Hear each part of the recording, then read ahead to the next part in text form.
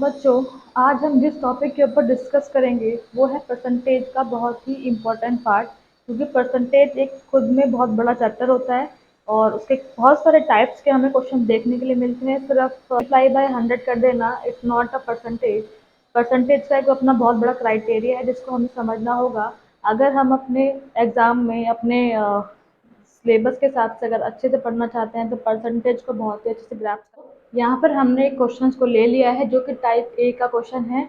इस तरह के क्वेश्चन एग्जाम में अच्छे खासे पूछे जाते हैं और काफ़ी इजी क्वेश्चन है, एक बेसिक क्वेश्चन है। तो इसको सॉल्व करके देखते हैं कि आपको कितना समझ में आता है। तो चलिए स्टार्ट करते हैं।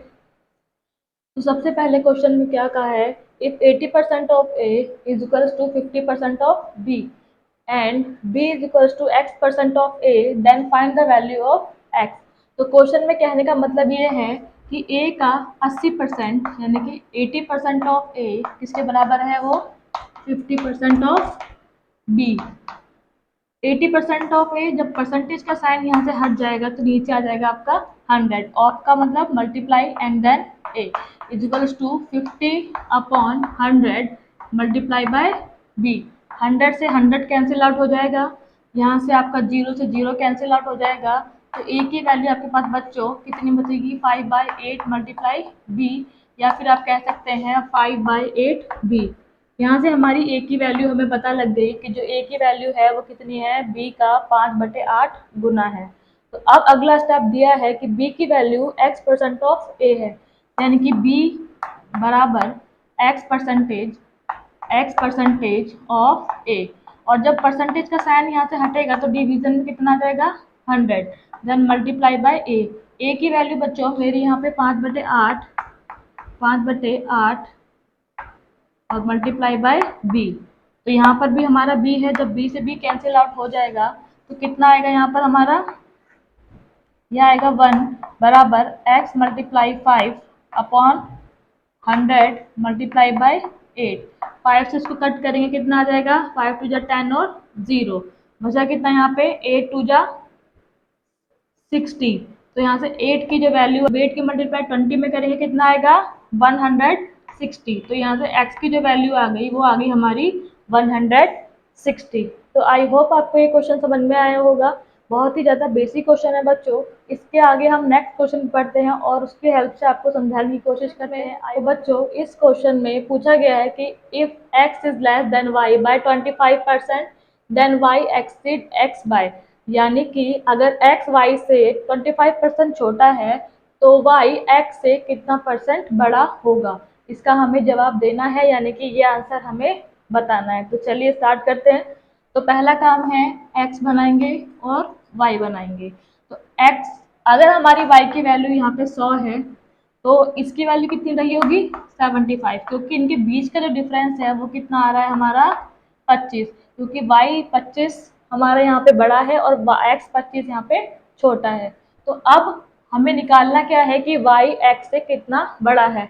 तो परसेंटेज कि y x से कितना बड़ा है, जो हमारा ओरिजिनल डिफरेंस आ रहा है यहाँ पे यानी कि 25, उसको रखेंगे ऊपर, और जिससे डिफरेंस निकालना है x से उसको रखेंगे हम नीचे, देन कर देंगे मल्टीप्लाई बाय 100। अब इसको सॉल्व करेंगे, 25 3 जा 75 एंड देन इसको डिवाइड करेंगे तो कितना आ जाएगा, 33 1/3%, यानी कि जो y है वो x से इतना परसेंटेज बड़ा है। तो आई होप आपको ये क्वेश्चन समझ में आ गया होगा।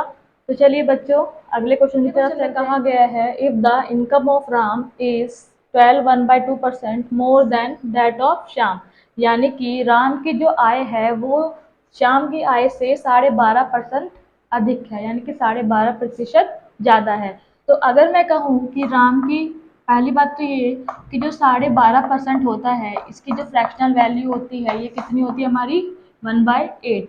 यानी कि अगर हम क्या कह सकते हैं कि यहाँ पर इनकम ऑफ राम कितनी होगी, इनकम ऑफ राम, तो राम की इनकम हमारी हो जाएगी 8 + 1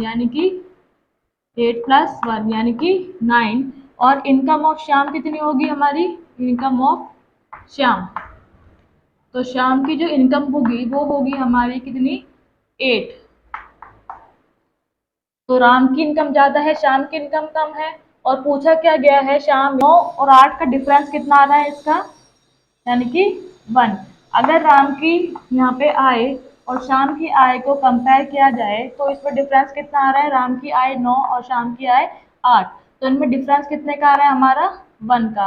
तो अब हम परसेंटेज निकाल सकते हैं कि परसेंटेज वैल्यू जो आएगी वो कितनी आएगी, जितना डिफरेंस आ रहा है वो ऊपर, और जो हम जिससे पूछा गया है तो जिससे कौन है हमारा राम, तो राम की आय को नीचे रखेंगे और मल्टीप्लाई बाय 100 कर देंगे तो हमारा आंसर आ जाएगा। तो आई होप आपको समझ में आया होगा। अब 1/9 एंड मल्टीप्लाई बाय 100 जो आएगी वो आएगी हमारी 11 सही 1/9%, यानी कि इतनी आय शाम की राम से कम होगी। जिससे पूछेगा यानी कि से जहाँ लगा होगा उसको आपको लगाना है डिनोमिनेटर में, और जितना डिफरेंस आ रहा होगा उसको आपको लिखना है ऊपर। तो इस तरह से आपकी परसेंटेज फाइंड हो जाएगी। तो बच्चों अगले क्वेश्चन की तरफ बढ़ते हैं। तो अगला क्वेश्चन क्या पूछा है, the difference of two number is 15% of their sum, the ratio of the larger number to the smaller number. तो इस बार क्वेश्चन में परसेंटेज तो दिया है पर परसेंटेज में आंसर नहीं पूछा। इस क्वेश्चन में रेशियो पूछा गया है दो नंबर्स का, और दिया गया है कि उनका जो डिफरेंस है यानी कि उनका जो अंतर है वो 15% है उनके योग का यानी कि सम का। तो पहले आपको नंबर मानना पड़ेगा कि लेट ए और बी कोई नंबर है, A and be the number, कोई नंबर है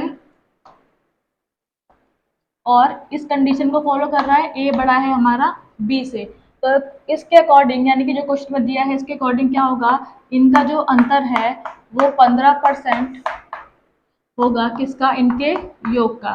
तो अब यहाँ से ए और बी की वैल्यू को निकालना होगा, 5 या 15, 5 दूनी 10 और 0, यहाँ जाएगा 20, तो आएगा 20a माइनस 20b बराबर होगा 3a प्लस 3b।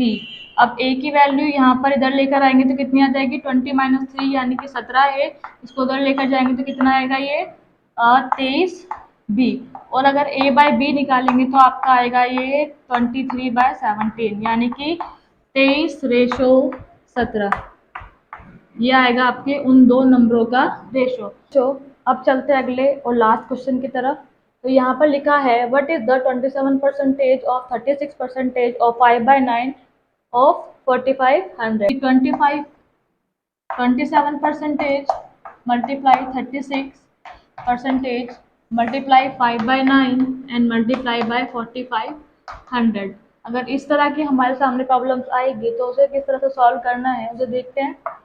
तो जब परसेंटेज का साइन हट जाएगा तो यहाँ पे आ जाएगा 100, सेम 36/100 5/9 मल्टीप्लाई बाय 4500, इन दो जीरो से दो जीरो कैंसिल, 9 5 जा 45, कुछ कट रहा है 5 2 जा 10 और 0, अब कुछ कट सकता है 5 4 जा 20 और 4 9 जा 36।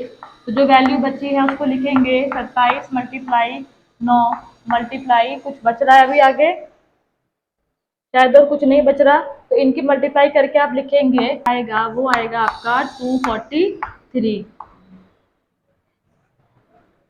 तो बच्चों आज की इस वीडियो को यहीं हम समाप्त करेंगे, और अगली वीडियो में हम क्वेश्चन जो करेंगे वो करेंगे टाइप बी के। तो वीडियो में बने रहिएगा, और अगर आपको वीडियो अच्छी लगी हो तो प्लीज़ लाइक कीजिए, शेयर कीजिए और कमेंट कीजिए।